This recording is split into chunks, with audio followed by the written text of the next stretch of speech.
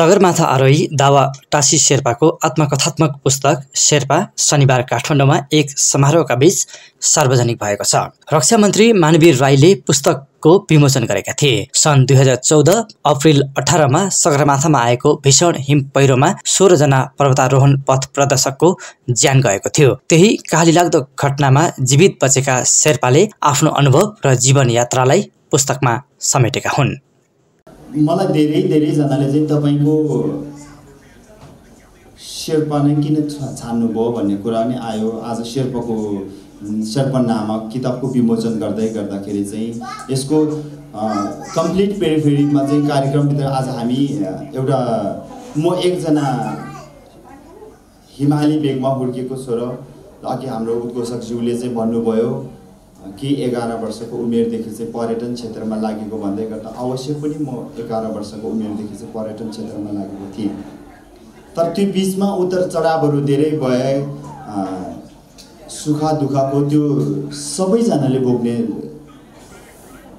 दैनिकी कार्य नै हो हाम्रो पर्वतीय पर्यटन क्षेत्रमा। कुनैखेर सुख कुनैखेर दुःख। तर अलिकति बिर्सिनै नसक्ने क्षणहरू भनेको चाहिँ हाम्रो एभरेस्ट एभालान्च 2014 जसले हाम्रो नेपाली शेर्पा आरोहीहरू 16 जनाको ज्यान लियो। त्यसमध्ये सानो ठुलो चोटपटक परेको धेरैजना थिए। तापनि एकजना एक्सट्रिम अलिकति धेरै चोटपटक लागेर चाहिँ एउटा सोल सर्भाइभलको रूपमा रहेको मैले आज यो भन्दै गर्दाखेरि यो किताब किन लेख्नु जरुरत छ भन्ने पनि त क्वेसन नआएको होइन। धेरैजनाले मलाई त्यो घटना गर्दाखेरि चाहिँ दावाजी किताब लेख्यो भनेदेखि चाहिँ यसले एउटा मार्केट लिन्छ, राम्रो हुन्छ भन्ने धेरै सर्कलहरू भेटे। आफन्त सङ्घ संस्था सबै सर्कलहरू भेटे। तर त्यो बेलामा न त म त्यो घटनालाई रिफ्लेक्ट नै गर्न सक्थेँ, न त मैले लेख्न सक्ने क्षमता नै थियो। तर पछिल्लो चरणमा गएर चाहिँ धेरै पत्रकार मित्रहरूले चाहिँ छापेको त्यो समाचारहरू हेर्दाखेरि चाहिँ रोप फिक्सिङ टिम्स गेट एभालान्च भनेर के लेखेको रहेछ।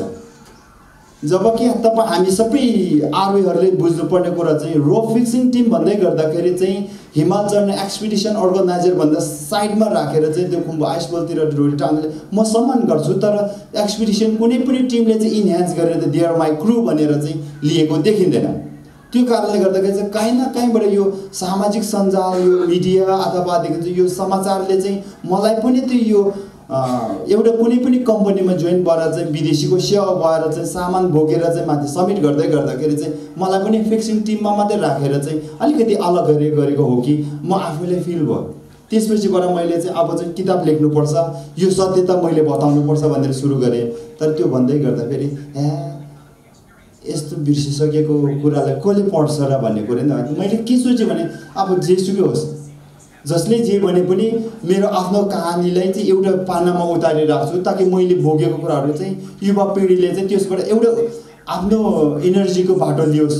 यसरी गरेर रहेछ। आजकल त हामीलाई अलिकति प्राविधिक रूपमा अथवा एजुकेसन रूपमा नै अलिकति सहज छ भन्ने हिसाबले चाहिँ अझै साहस गरेर चाहिँ योभन्दा राम्रो गरोस् भनेर एउटा एभिडेन्स राख्नुको लागि मात्रै लेखेको थिएँ।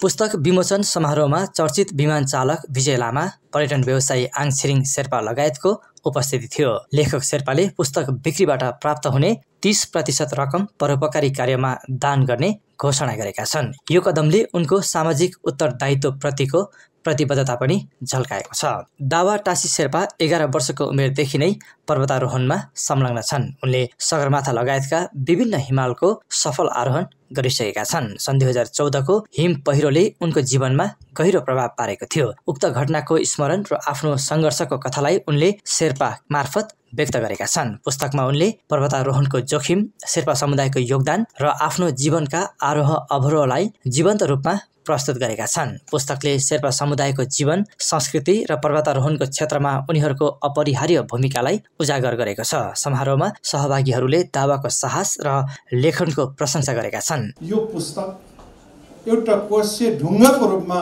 साबित हुनेछ भन्नेमा म पूर्ण विश्वास गर्दछु। यो पुस्तक लेखाइमा जो मित्रहरूले सहयोग गर्नुभयो यहाँहरूको नाम पनि उच्च रहनेछ। आङ छिरिङ दाइले भन्नुभयो पुस्तक लेख्ने कुरा त्यत्तिकै बहकेर हुँदैन। भावी दिनहरूमा यसको महत्त्व, यसको गहिराई र यसको प्रमाणित हुने कुराहरू प्रमाणित हुन्छ कि हुँदैन, ती कुराहरू पनि ठुलो रहन्छ। त्यसले गर्दाखेरि पुस्तक लेखाइ भनेको सरल र साधारण चिज होइन। लेखेर राखिसकेपछि, बाहिर ल्याइसकेपछि त्यसको सकारात्मक नकारात्मक असरहरू के पर्छ भन्ने कुरा उहाँले बताउनुभयो। अनुभवका यथार्थताको धरातलमा रहेको सङ्गालो एउटा इतिहास भोलि बन्नेछ। यो हाम्रो सम्पत्ति बन्नेछ। यो पुस्तक यसले तपाईँ हामीमा उत्साह र मुलुकको शिर उच्च रहने कुरा म विश्वास गर्दछु। यो पुस्तक पर्वतारोहण र शेर्पा समुदायप्रति रुचि राख्ने पाठकका लागि प्रेरणादायी हुने अपेक्षा गरिएको छ। हाम्रो शेर्पा कम्युनिटीलाई अगाडि बढाउने गरेको पाइन्छ, which is not right. I am sorry. उहाँहरू भनेको म तामाङ कम्युनिटीबाट आएको हुँ। मैले पनि माउन्टेनिङमा धेरै चाख राख्दै आएको व्यक्ति भएको हुनाले मलाई कहिलेकाहीँ दुःख लाग्छ। त्यो विकट ठाउँमा उहाँहरूले दिनुभएको योगदान, उहाँहरूले पुर्याउनु भएको सहयोग, उहाँहरूले सबैको सपना साकार बनाउनुलाई दिएका ती हात, ती पाइलाहरूको अझै पनि कदर पुगेको छैन। कदर गर्नुपर्छ। नेपाल सरकारबाट नै कदर सुरु हुनुपर्छ।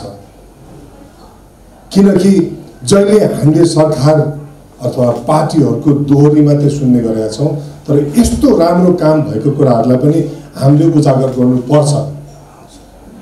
आज संसारमा जहाँ गयो पनि माउन्ट एभरेस्ट सगरमाथाको कुरा आउँछ। Buddha was born in Nepal भनेर बुद्ध भगवानको कुरा चल्छ। उता हिमालयन प्यान्थर भनेर शेर्पाहरूको नाम सुन्छ भनेदेखिलाई हामी किन जहिले पछाडि परेका छौँ? किनकि हाम्रो सोचमा नै हामीले त्यति मात्र देखेका छौँ मधुज्यू। अब समय आएको छ यो जातभन्दा पनि माथि उठेर, धर्मभन्दा पनि माथि उठेर, प्रदेशभन्दा पनि माथि उठेर हामी नेपाली र हामी गर्व गर्छौँ कि शेर्पा कम्युनिटीले गर्दा आज नेपालको नाम पनि रोशन भएको छ भनेर।